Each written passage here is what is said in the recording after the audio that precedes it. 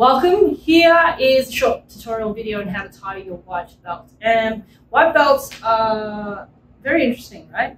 Because when you first get a new belt, they're very stiff and it's actually a lot harder to tie than when you've worn your belt for a little while.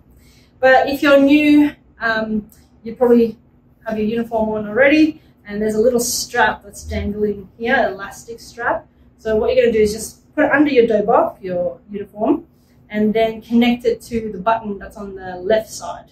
So you'll just wrap it around there. And that's to hold this back bit here, so from flying upwards. Now, if you've got a double belt, meaning it's longer than going around one time, a double belt, this is what I'm going to show you, but it's actually easier if you've got a single, just one's around.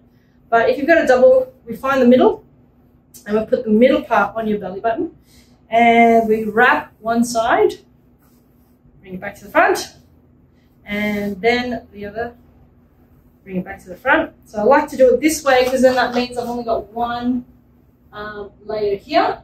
If you don't do it that way, it's usually a little bit thicker on the back. It's up to you. So what we're going to do is, now that you've got them kind of layered in front of you, you're going to take the top belt and put them under both and bring them back up, okay?